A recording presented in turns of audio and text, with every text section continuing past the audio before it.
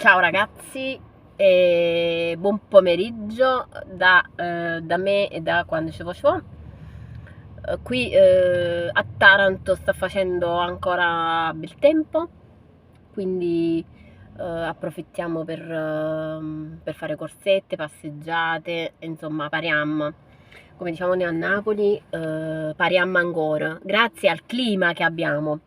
Voglio, ma ho sapito che mi è successo di recente. Io non ho fatto più video ultimamente, quindi non vi ho potuto raccontare. Ma lo sapete che io ho conosciuto niente poco di meno che, indovinate chi? Alessandro Casman. Alessandro Cashman! Cioè, ma veramente scusate se è poco. Ragazzi, mi sono ritrovata di nuovo sul set cinematografico. Abbiamo fatto delle riprese a Bari.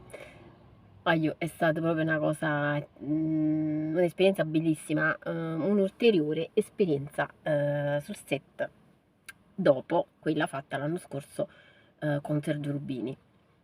Mi raccomando, a proposito di Sergio Urbini, a dicembre, il 16 e il 17 dicembre, esce la miniserie che abbiamo girato l'anno scorso. E niente ragazzi, non potete mancare.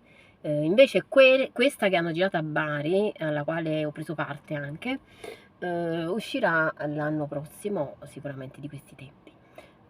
Ma ha girato la notizia, penso eccezionale, no? Ve l'aspettavate? No, e nemmeno io.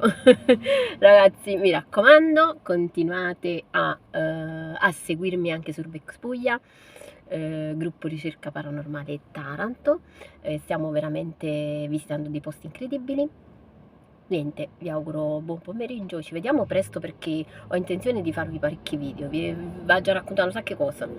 Un bacio, ciao!